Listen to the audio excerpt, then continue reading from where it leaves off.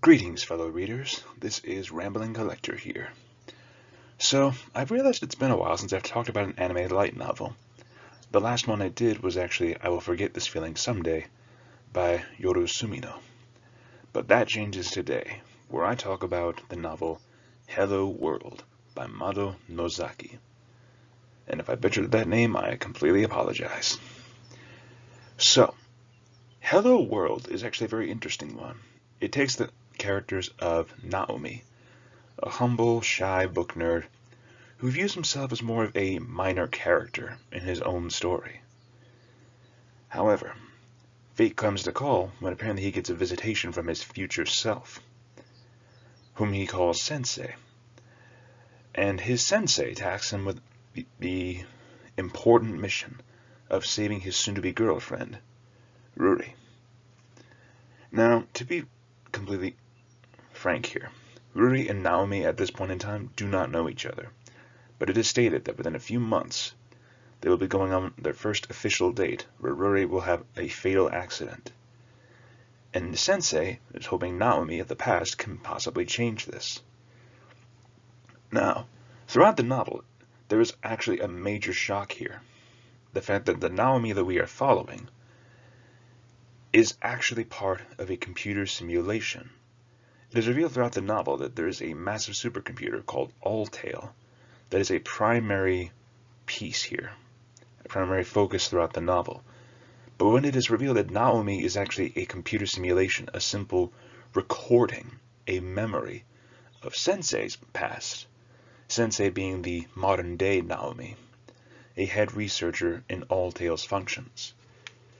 That tells you the fact that Sensei is apparently breaking a lot of rules, but it really shakes up the whole foundation of this, because then you start questioning what is real, what is reality anymore. And in fact, everything here is just recorded on a supercomputer. The Naomi and Ruri that we follow throughout the story is just that, a memory. But I like how Sensei gives Naomi the chance to try to change himself by the simple fact of giving him a tool known as the God Hand, which allows Naomi to shape reality based on the limits of his imagination, from something as simple as conjuring a piece of metal or an element to literally conjuring a black hole of all things. This piece, this glove, defies all of reality. It shapes it based on what Naomi desires at that point in time. The limit is only his own strength and his imagination. And I like how, as he's using it, you can actually hear the descriptions of how it feels like blood is boiling in his brain, just from the strain of using it, the strain of conjuring something this massive. But there is a major plot twist. Because while Sensei states to Naomi that Ruri died from a tree impacting her from a lightning strike, it is in fact revealed by Sensei later on, after Naomi manages to defy the system that he is in and saves Ruri's life from that lightning strike. It is revealed that Ruri did not die from a tree falling on her, but was in fact left brain dead by a lightning strike. So while she is still physically living, she is practically brain dead in a vegetative state, in a coma that she has been stuck in for 10 years. Now, throughout all of this, we are led off, of course, by wondering whether this was a simulation, whether it was just a one-off line.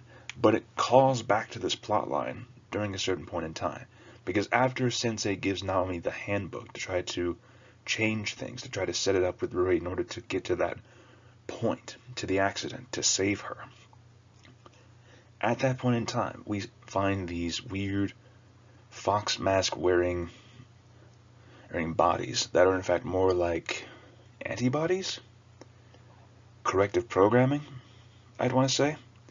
They see the defiance and the glitches in the system of Alltale, and they are trying to reset it, but Naomi manages to defy that and saves Ruri, only for Sensei to pull his trump card and reveal that he wanted an exact copy of Ruri at the time that she was in high school, so that he could take this copy, place it into her brain, in order to revive Ruri from her 10-year coma. And That's one of the biggest messages here. Love. It can be both amazing and yet also dangerous. Love can make a person desperate because they will go to any lengths for the person that they care about.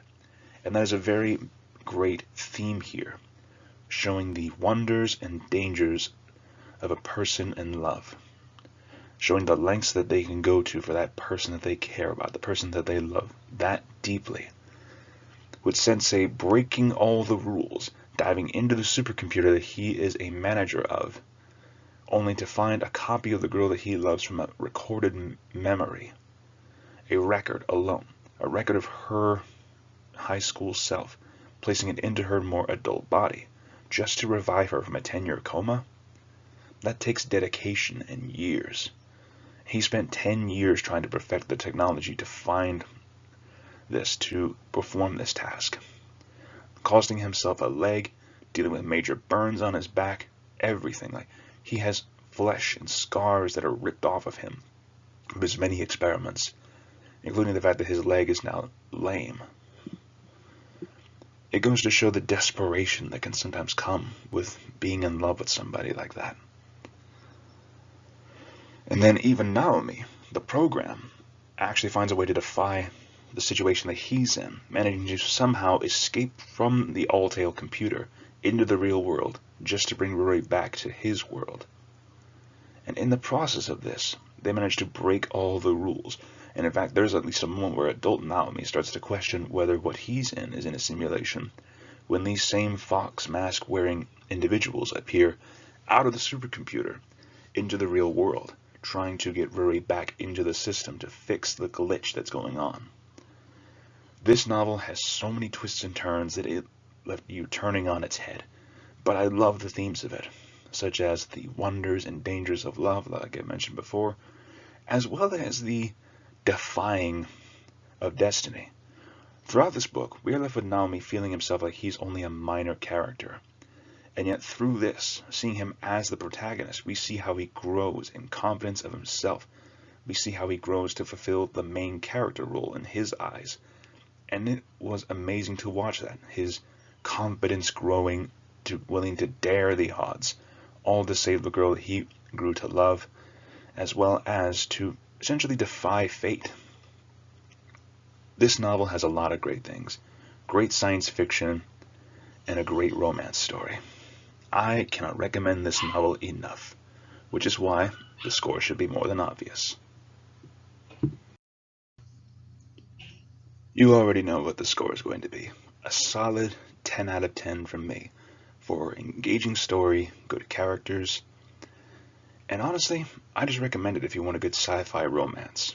So Hello World gets a solid 10 out of 10 from me. With that being said, I leave you with a few parting questions. Do you have the courage to write your own story, to change your own fate, to make yourself the main character, and not just a minor character in your own story? How far would you go for the person that you love? And more importantly, would you have the courage and daring to do so? So with these questions, I also have a few other recommendations for you if you're interested in another complex romance. I would recommend some of Yorosumino's work, such as I Want to Eat Your Pancreas, or I Will Forget This Feeling Someday. While I have not read the first, I have read and reviewed the second, which you can find on my Anime and Light Novel those reviews playlist, or I can just leave a link for it in the description down below. Thank you once again for listening to this crazy man's ramblings. I hope you all have an awesome day. If you liked this video, feel free to leave a like, comment your thoughts, or subscribe if you're interested for more. Thank you once again for listening. This is Rambling Collector, signing off. Keep listening, my fellow readers.